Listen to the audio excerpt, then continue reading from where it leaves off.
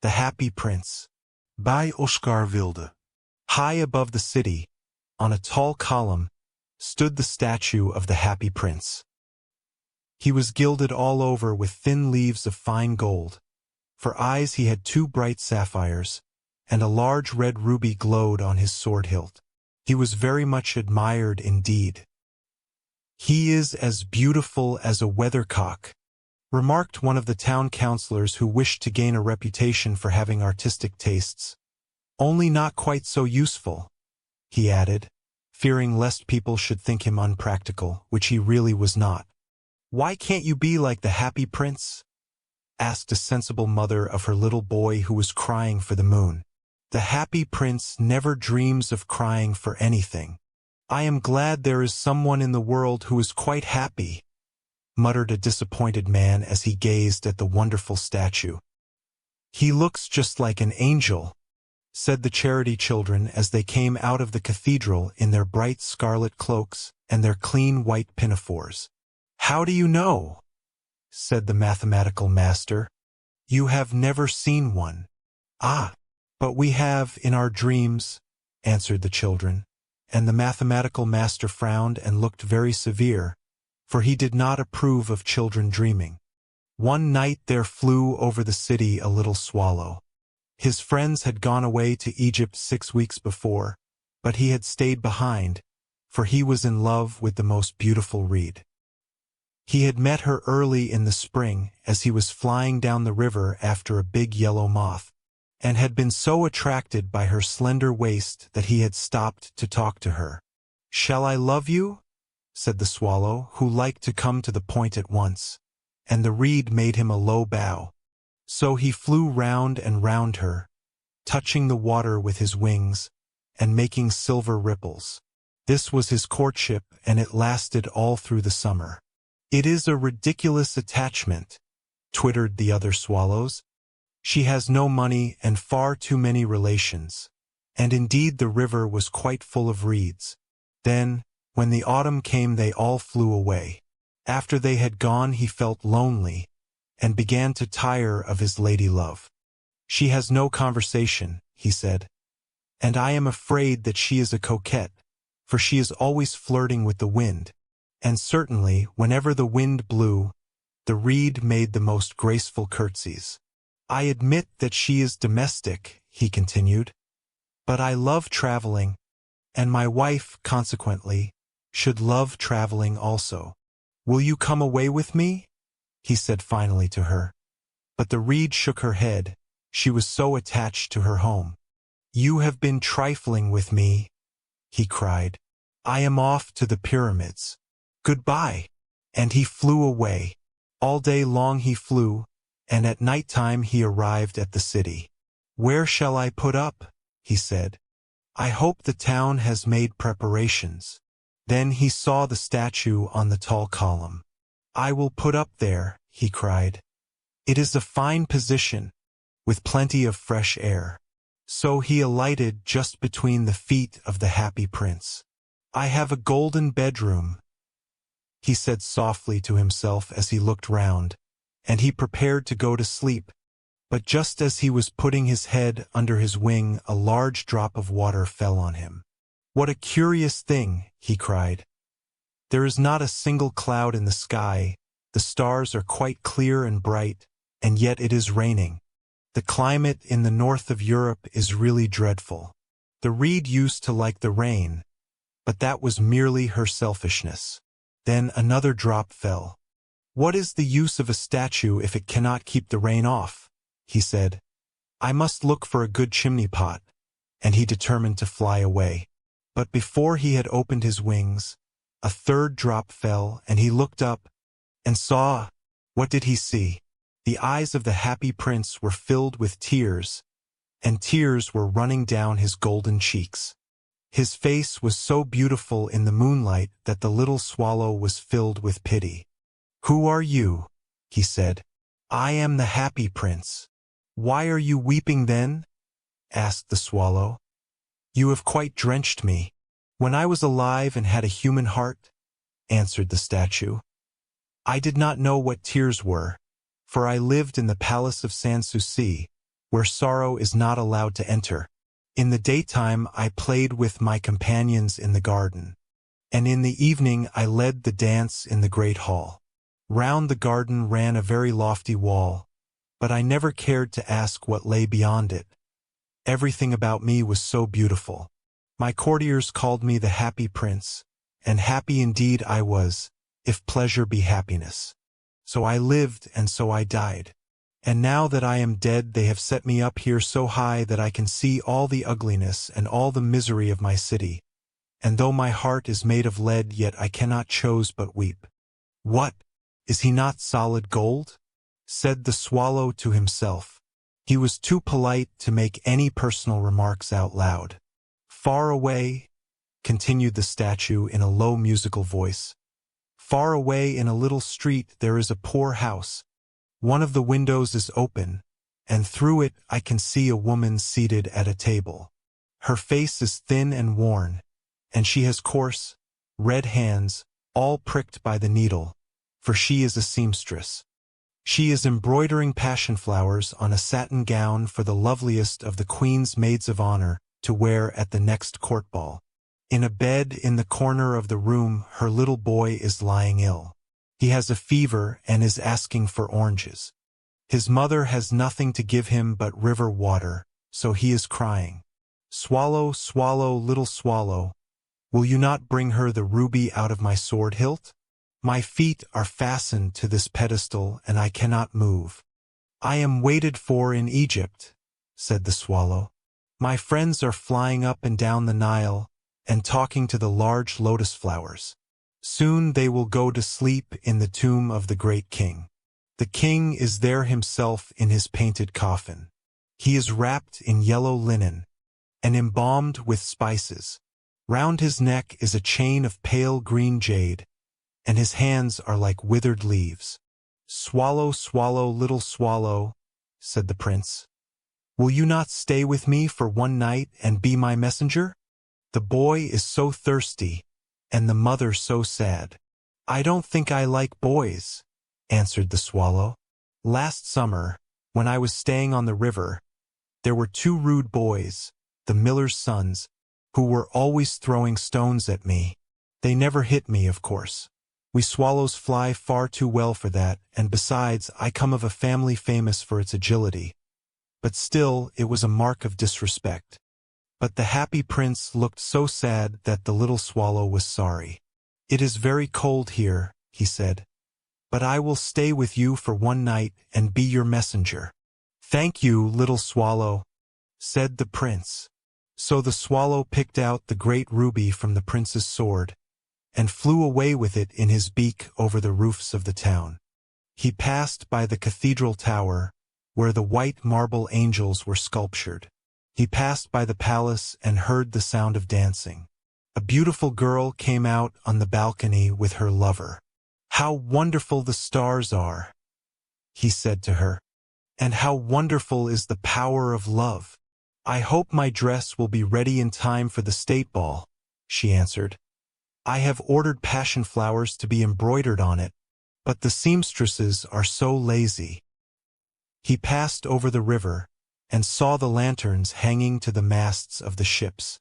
He passed over the ghetto and saw the old Jews bargaining with each other and weighing out money in copper scales. At last he came to the poor house and looked in. The boy was tossing feverishly on his bed, and the mother had fallen asleep. She was so tired. In he hopped, and laid the great ruby on the table beside the woman's thimble. Then he flew gently round the bed, fanning the boy's forehead with his wings. How cool I feel, said the boy. I must be getting better. And he sank into a delicious slumber. Then the swallow flew back to the happy prince, and told him what he had done. It is curious, he remarked, but I feel quite warm now, although it is so cold. That is because you have done a good action, said the prince. And the little swallow began to think, and then he fell asleep. Thinking always made him sleepy. When day broke he flew down to the river and had a bath. What a remarkable phenomenon, said the professor of ornithology as he was passing over the bridge. A swallow in winter, and he wrote a long letter about it to the local newspaper.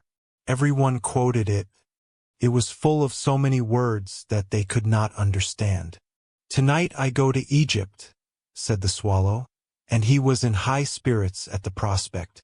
He visited all the public monuments, and sat a long time on top of the church steeple. Wherever he went the sparrows chirruped and said to each other, "What a distinguished stranger!"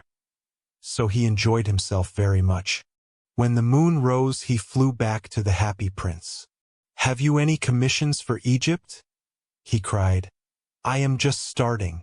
"Swallow, swallow, little swallow," said the prince, "will you not stay with me one night longer?"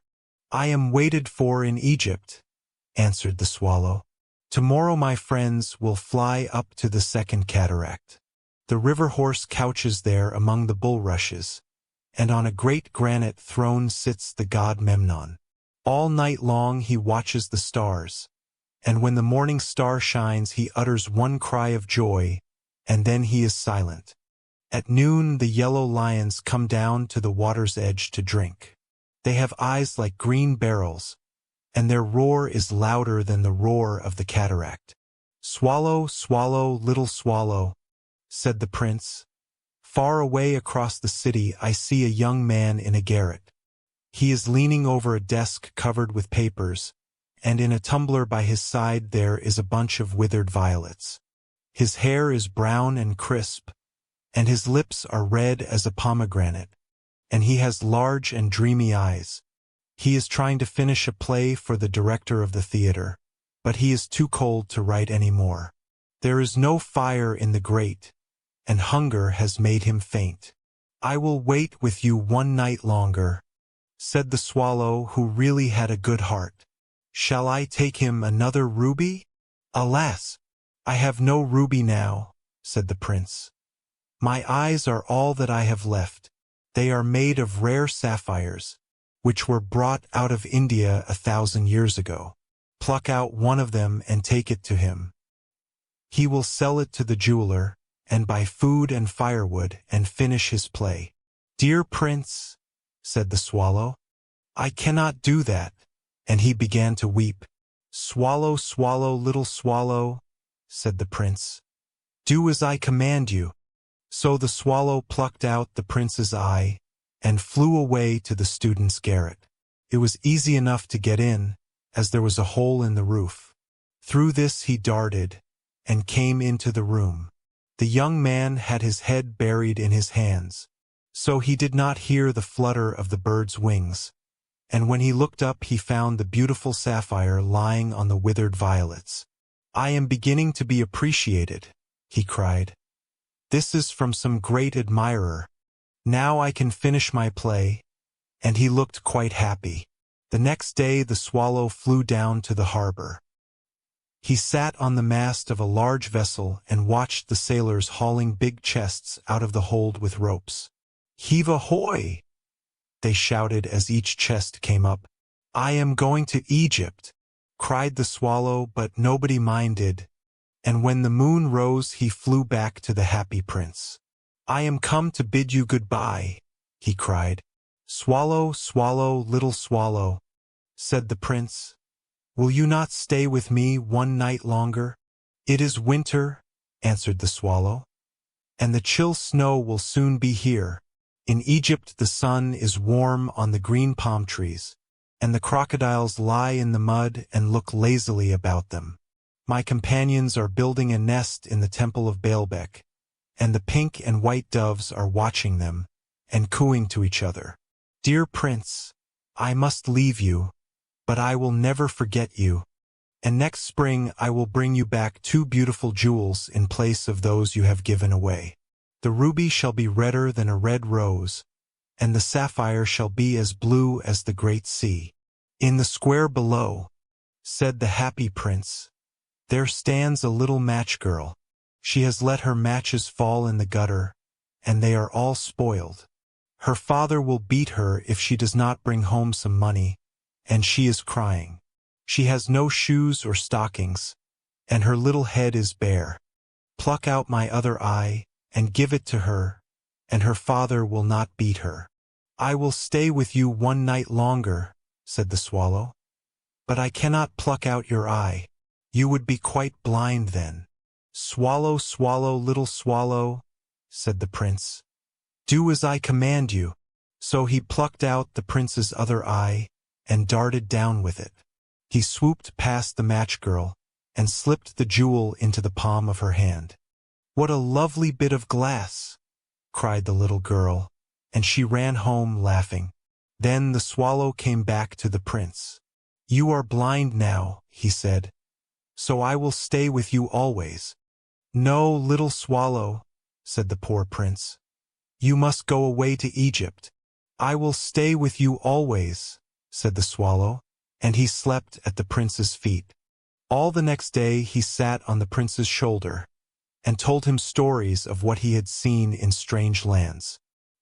He told him of the red ibises, who stand in long rows on the banks of the Nile and catch goldfish in their beaks, of the Sphinx, who is as old as the world itself and lives in the desert and knows everything, of the merchants who walk slowly by the side of their camels and carry amber beads in their hands, of the king of the mountains of the moon, who is as black as ebony and worships a large crystal, of the great green snake that sleeps in a palm tree and has 20 priests to feed it with honey cakes, and of the pygmies who sail over a big lake on large flat leaves and are always at war with the butterflies. Dear little swallow, said the prince, you tell me of marvelous things, but more marvelous than anything is the suffering of men and of women. There is no mystery so great as misery. Fly over my city, little swallow, and tell me what you see there. So the swallow flew over the great city, and saw the rich making merry in their beautiful houses, while the beggars were sitting at the gates. He flew into dark lanes, and saw the white faces of starving children looking out listlessly at the black streets. Under the archway of a bridge 2 little boys were lying in one another's arms to try and keep themselves warm. How hungry we are, they said. You must not lie here, shouted the watchman, and they wandered out into the rain. Then he flew back and told the prince what he had seen. I am covered with fine gold, said the prince. You must take it off leaf by leaf and give it to my poor. The living always think that gold can make them happy. Leaf after leaf of the fine gold the swallow picked off, till the happy prince looked quite dull and gray. Leaf after leaf of the fine gold he brought to the poor, and the children's faces grew rosier, and they laughed and played games in the street. We have bread now, they cried. Then the snow came, and after the snow came the frost. The streets looked as if they were made of silver, they were so bright and glistening. Long icicles like crystal daggers hung down from the eaves of the houses. Everybody went about in furs, and the little boys wore scarlet caps and skated on the ice. The poor little swallow grew colder and colder, but he would not leave the prince. He loved him too well. He picked up crumbs outside the baker's door when the baker was not looking and tried to keep himself warm by flapping his wings. But at last he knew that he was going to die. He had just strength to fly up to the prince's shoulder once more. Goodbye, dear prince, he murmured. Will you let me kiss your hand? I am glad that you are going to Egypt at last, little swallow, said the prince. You have stayed too long here, but you must kiss me on the lips, for I love you. It is not to Egypt that I am going, said the swallow. I am going to the house of death. Death is the brother of sleep, is he not? And he kissed the happy prince on the lips, and fell down dead at his feet. At that moment a curious crack sounded inside the statue, as if something had broken. The fact is that the leaden heart had snapped right in two. Certainly was a dreadfully hard frost. Early the next morning the mayor was walking in the square below in company with the town councillors. As they passed the column he looked up at the statue. Dear me, how shabby the happy prince looks, he said. How shabby indeed! cried the town councillors, who always agreed with the mayor, and they went up to look at it. The ruby has fallen out of his sword, his eyes are gone, and he is golden no longer, said the mayor. In fact, he is little better than a beggar. Little better than a beggar, said the town councillors. And here is actually a dead bird at his feet, continued the mayor.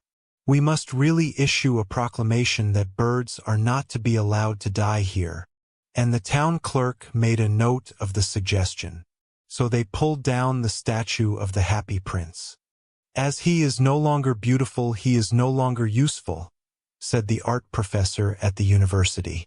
Then they melted the statue in a furnace, and the mayor held a meeting of the corporation to decide what was to be done with the metal. We must have another statue, of course, he said, and it shall be a statue of myself. Of myself, said each of the town councillors, and they quarreled. When I last heard of them, they were quarreling still. What a strange thing, said the overseer of the workmen at the foundry. This broken lead heart will not melt in the furnace. We must throw it away. So they threw it on a dust heap where the dead swallow was also lying. Bring me the two most precious things in the city, said God to one of his angels, and the angel brought him the leaden heart and the dead bird. You have rightly chosen, said God. For in my garden of paradise this little bird shall sing forevermore, and in my city of gold the happy prince shall praise me.